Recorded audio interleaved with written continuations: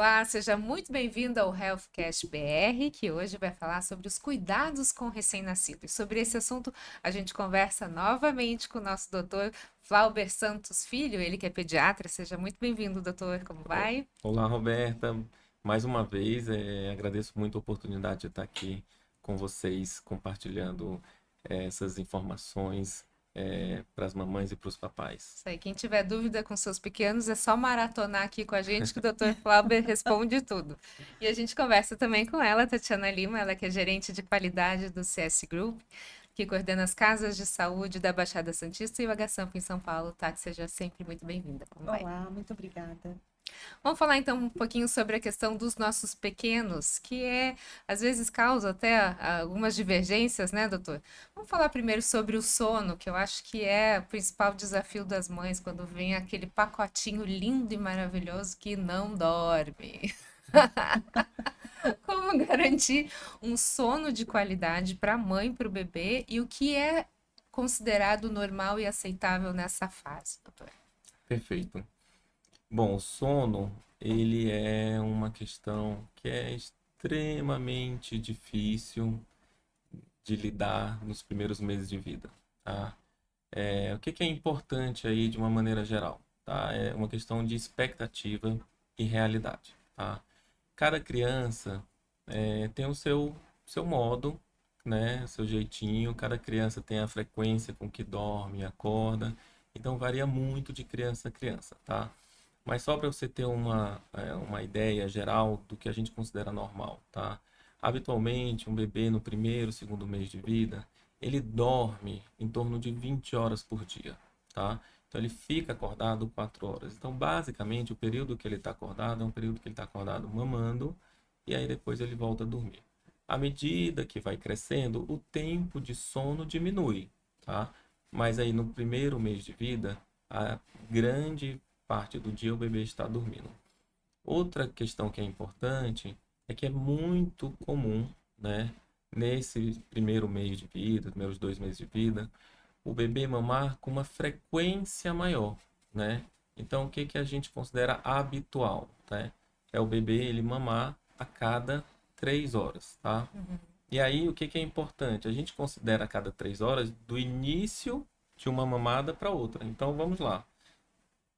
Digamos que o bebê, meio-dia, acorde e comece a mamar. Ele mame até meio-dia e 30, tá? Aí ele mamou, depois a mãe trocou a fralda, limpou a boquinha. 1 hora da tarde a criança dormiu de novo. O intervalo de 3 horas, se ele começou a mamar meio-dia, então a próxima mamada dele deve ser próximo das 15 horas. Então, se você observar, tem um intervalo aí de sono de mais ou menos 2 horas, né? 2 horas e pouquinho. E aí, o que que é interessante em relação a isso e para todo mundo ter esse conhecimento? Se a gente for olhar, esse é o intervalo que a mãe tem de descanso, né? Que às vezes nem é um período de descanso, que às vezes ela tem que arrumar as roupas do bebê, cuidar da casa, lavar e tudo. E durante a madrugada é o intervalo que ela vai ter aí, intervalo de sono dela. Então, isso é considerado habitual, né? Então, a gente vê que a rotina de um bebê, ela é uma rotina, entre aspas, puxada, né? É, o bom é que com o passar dos meses, isso aí melhora, né? Melhora. Agora, o que a gente não consegue realmente dizer é quando exatamente que vai ter uma melhora, tá? Se essa melhora vai começar aos 3 meses, se vai começar com 6 meses. Tem crianças que às vezes com 1 ano de idade ainda acorda 2, 3 vezes à noite. Então, isso aí varia de criança para criança. Mas, Roberto, até vale a pena a gente falar um pouco mais sobre isso, essa questão do sono, porque hoje em dia existe um conceito que a gente fala, que é a rotina do sono. Isso é importante e fundamental para que a gente consiga, com o passar dos meses, a gente colocar aquele bebê, aquela criança numa rotina de sono adequada. Porque o sono ele é ensinável, ou não? O sono, Adormecer. a gente consegue, digamos assim, criar um padrão, né? Criar um padrão para que aquela criança ela siga aí uma rotina e depois ela possa ter um período de sono, né, no período noturno adequado. E o sono ele é importante para a saúde, ele é importante para o desenvolvimento, ele é importante por causa dos ciclos hormonais, né? da criança. Então, um sono adequado ele é importante. E a rotina dele é necessária. Então, o que que a gente sempre recomenda, né? Por exemplo, o banho do bebê. O banho do bebê ser sempre no mesmo horário do dia. Então, se a gente tem o hábito, né? Se você dá o banho às 18 horas, tudo bem, faz sempre às 18. Se você faz 9 horas da manhã, faz sempre 9 horas da manhã. Mas a gente precisa evitar um dia fazer às 9, outro dia às Uhum. 18, outro dia às 15. Um segundo ponto importante para um sono adequado é a gente ter um ambiente calmo, né?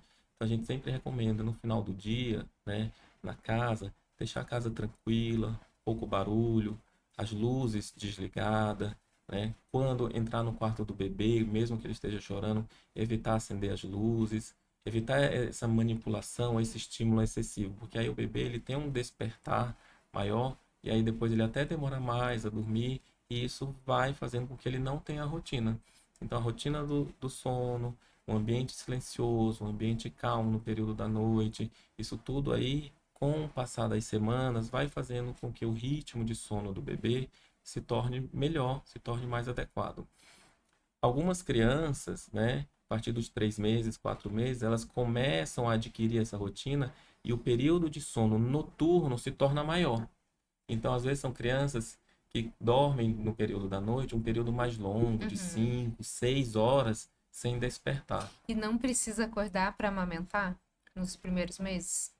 Quando ainda é no primeiro mês de vida, a gente recomenda realmente manter uma rotina de sono, desculpa.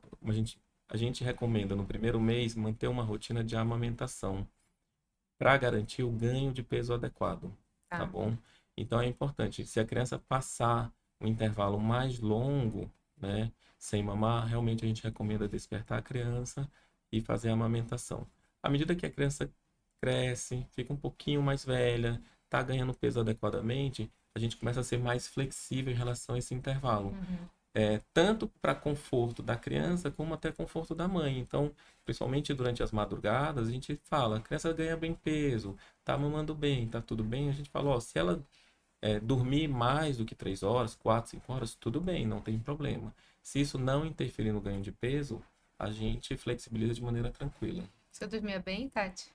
Eu, É. bebê, Com eu, seus bebês? eu dormia com as bebês, às vezes dormia eu e a bebê, e a gente sempre tem que tomar esse cuidado também, né? Quando nós dormimos, em colocar o bebê no berço, não dormir do lado dele, porque o risco, né, de sufocamento, né, doutor, é muito grande, né? Isso é algo muito importante, tá, Roberta?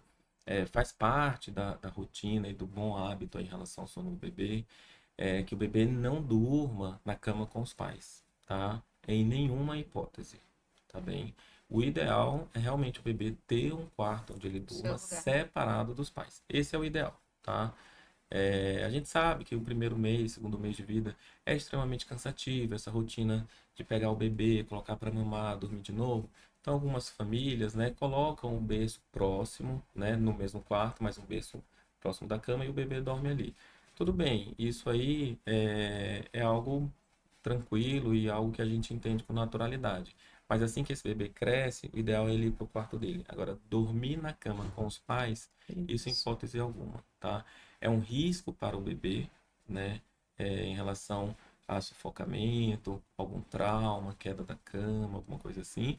E a médio, longo prazo, é um bebê que você tem extrema dificuldade de tirar ele da cama dos Uhum. pais e colocar ele no quarto dele. Assim, Então ele não consegue, né, se adaptar em um outro local. Isso faz com que a rotina do sono dele realmente perca totalmente.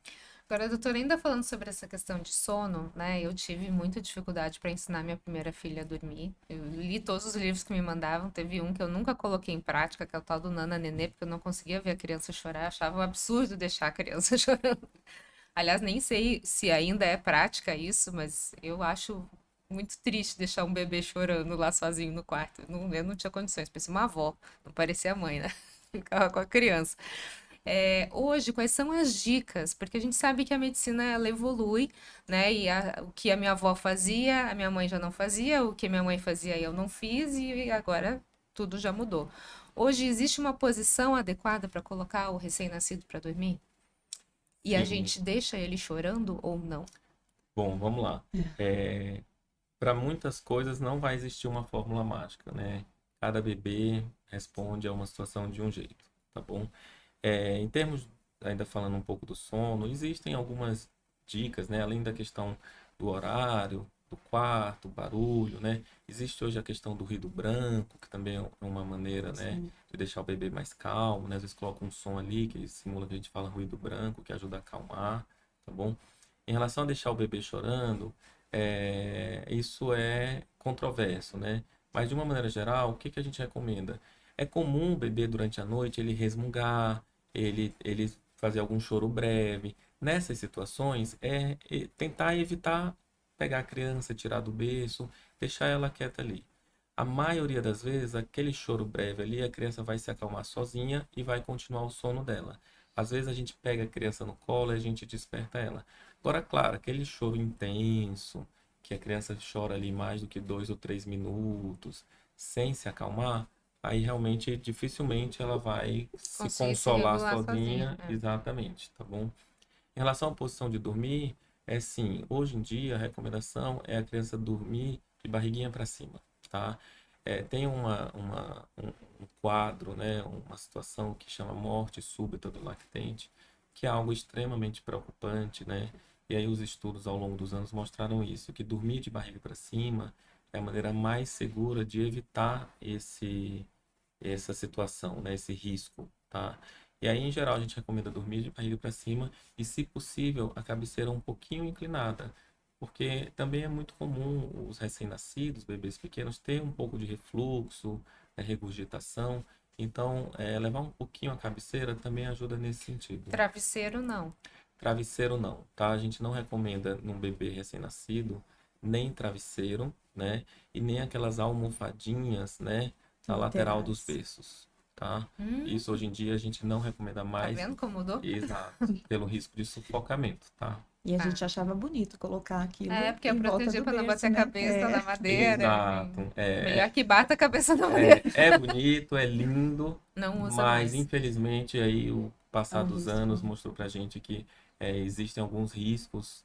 é, O é, risco é maior que o o risco é benefício, muito né? maior que o benefício, com certeza. Sem dúvida.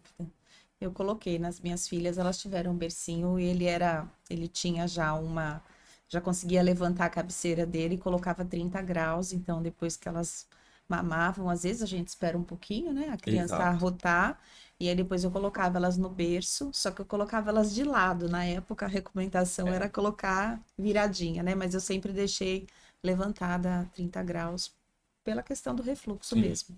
Essa questão de arrotar ainda permanece? É importante? É essencial? Também é controverso, É Pronto. tá? controverso. Muda Mas tudo. é mais importante do que arrotar é depois que a criança mamar, a gente manter ela numa posição inclinada durante um período de 10 a 15 minutos, Tá. tá? Que é justamente para facilitar ali, né, digamos assim, o fluxo ali no estômago do leite, do líquido, para ajudar já a ter um esvaziamento, tá bom? O bebê com menos de 3 meses, ele tem realmente um refluxo fisiológico, a gente fala, né? Ele tem um refluxo habitual, comum. Então, por isso que a gente acaba recomendando essa posição, para justamente evitar o refluxo, né? Regurgitar, que a gente chama de golfar. Então, por isso que a gente acaba dando essa recomendação. Tem bebês que às vezes você deixa meia hora ali, 1 hora, e ele não arrota, né? Uhum. Então, E por fica isso. a mãe lá É, dá um esperando. Exatamente. E desespero. é super cansativo e tudo. Sim. Então a gente fala, um período aí de 10 a 20 minutos já é um período legal para ajudar o bebê. Ah, tá mais fácil ter filho agora, viu? Na minha época Também tava acho que mais estava mais complicado. complicado. Doutor, sobre alimentação, queria falar um pouquinho sobre as mamães que não têm hoje, né? Elas não conseguem amamentar. Isso acontece, né? Por N motivos, elas não conseguem amamentar o seu filho e elas lançam mão do uso de fórmulas especializadas, né? Para a idade do bebê. Até quanto isso pode ser prejudicial na questão da imunidade dessa criança? E também até quanto isso pode interferir no futuro da criança, porque existem também, né, algumas notícias de que essas crianças têm mais tendência a ficarem obesas, a terem problemas aí no controle do peso. Isso tem alguma interferência, doutor? Exato, Tati. Acho que essa dúvida, essa questão é bastante pertinente, tá? Uma coisa que é fato, isso aí não tem muito que a gente questionar, é que nada substitui o leite materno, tá? Os benefícios do leite materno, eles são muito grandes, né? E apesar de hoje a gente ter fórmulas de muito alta qualidade, né? Fórmulas muito avançadas, né? Para poder fazer uma alimentação adequada, mas o leite materno, ele realmente ele é insubstituível, né? Questão da imunidade do bebê, tá? É importante. Questão do desenvolvimento neurológico também, o leite materno, ele é único, tá? As fórmulas, elas ainda não conseguiram, né? Primeiro, elas não fornecem para o bebê os anticorpos, né, que o leite materno oferece. Então, isso aí, a mãe já passa a imunidade para o bebê através do leite materno. Então, isso é fundamental. E a segunda coisa é que, por mais que as fórmulas estejam muito avançadas, elas não conseguem ainda simular todos os lipídios, né, e os ácidos graxos que possuem no leite materno que ajudam no desenvolvimento neurológico. Então, por esses fatores, o leite materno ele ainda é insubstituível, tá? Em termos de qualidade para o Sim, bebê.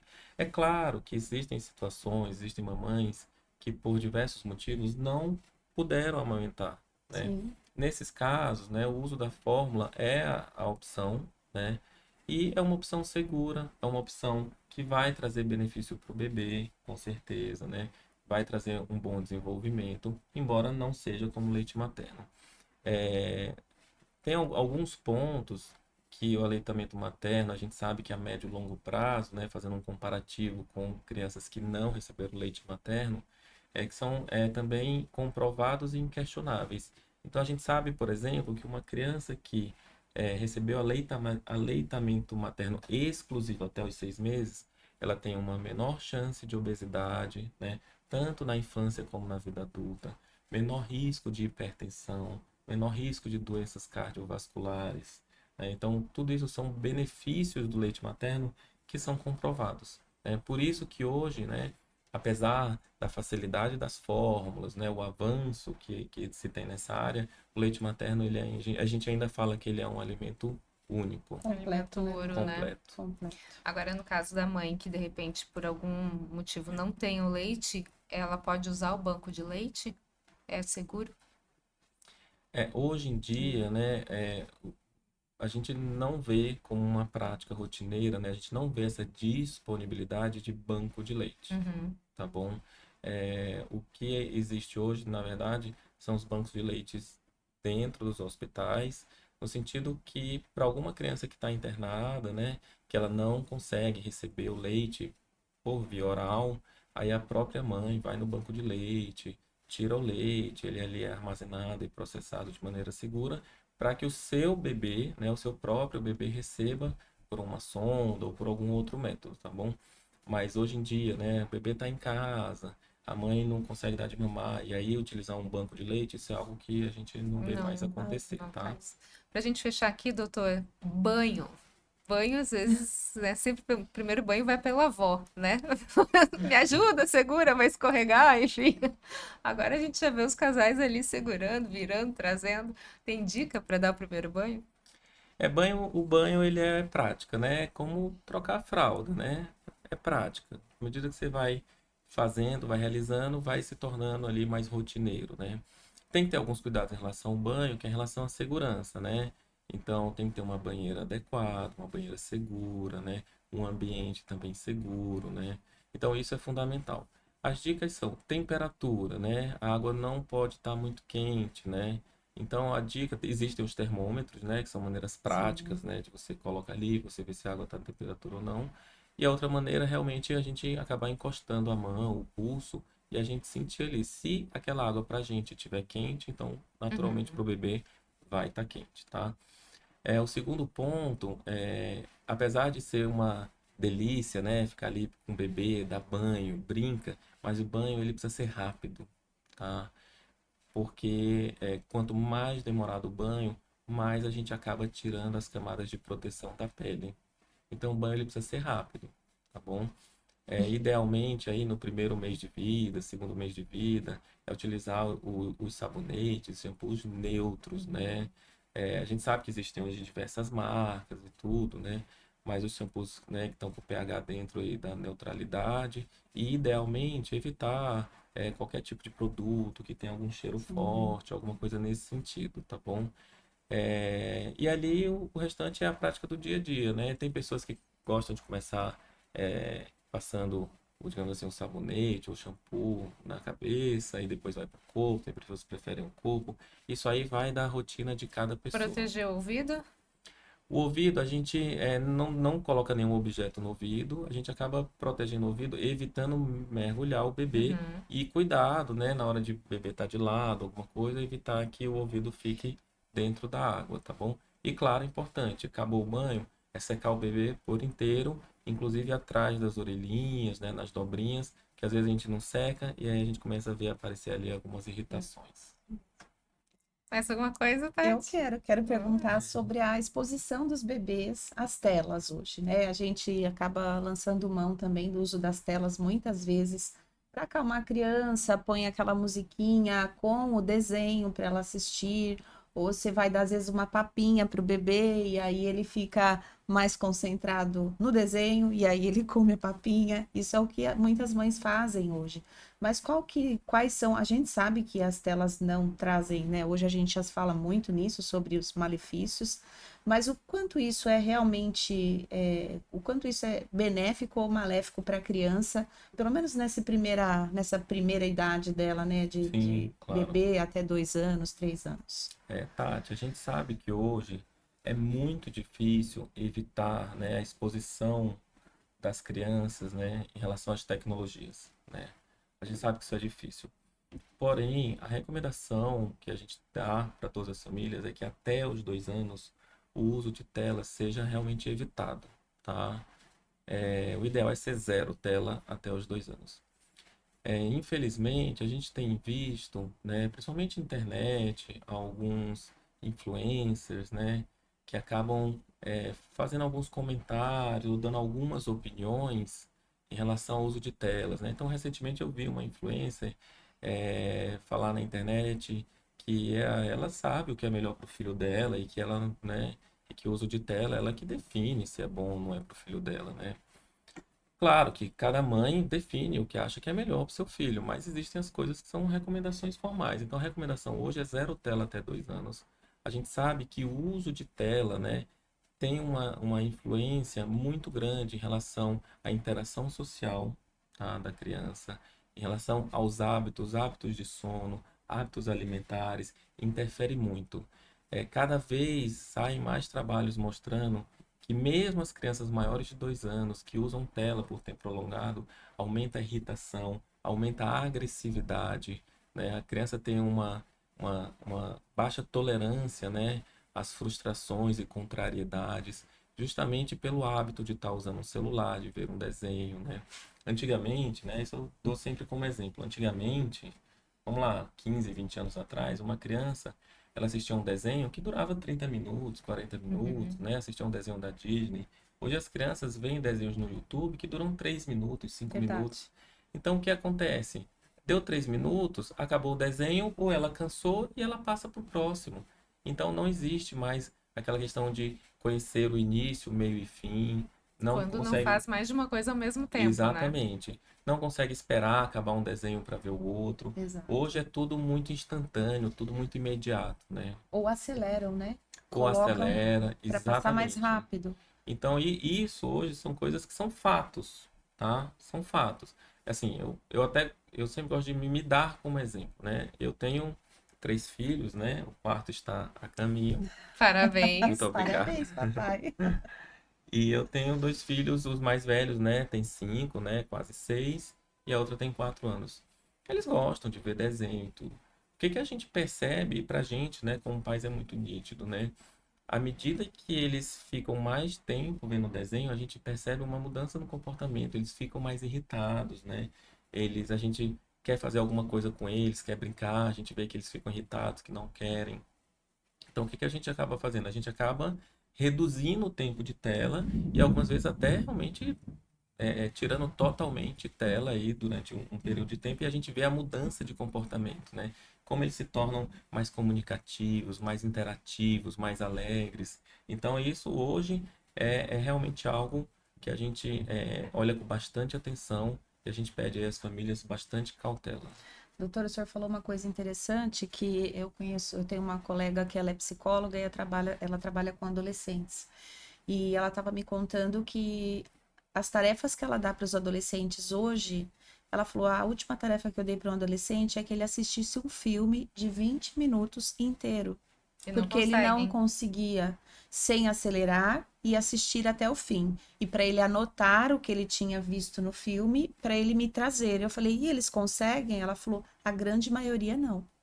A grande maioria tem muita dificuldade, porque esses adolescentes de 10, 11 anos, eles já cresceram dentro da tela.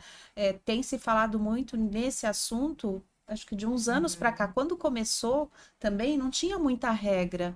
E essas crianças foram as mais expostas. Então, realmente, a gente já está colhendo A gente ainda os vai ver muita resultados. coisa ainda, né? Exatamente. Exato. O que a gente vê hoje, Roberta, nos consultórios, é um aumento, né, dos transtornos de ansiedade nas crianças, né, agressividade em relação às famílias, baixa interação social. É isso que a gente começa a ver, né, digamos assim, uma epidemia dessas doenças aí psicossociais e muito provavelmente tem uma relação muito próxima a essas tecnologias. Sem dúvidas. Eu acho que para isso vale até um episódio único, que eu acho que é muito importante para a gente falar sobre essa questão, né, Sim. da influência no cérebro e no desenvolvimento da criança sobre as Mas telas. começa quando Os nasce. bebês, Os Começa bebês. quando exatamente. nasce. Então a dica do momento é, até 2 anos de vida, Zero. zero tela. Cuide do seu filho, para depois não chorar, tem que pagar psicólogo, psiquiatra. Tá aqui uma dica de ouro aqui, ó, valendo. Doutor, muito obrigada. Sucesso pro senhor, viu? Eu que Parabéns. agradeço, estou à disposição. É um prazer estar sempre aqui com vocês. Obrigada. Obrigada, Tati. Sucesso para Obrigada. você também. Obrigada, Roberto. A gente fica por aqui e espera você no próximo episódio. Até mais. Tchau, tchau.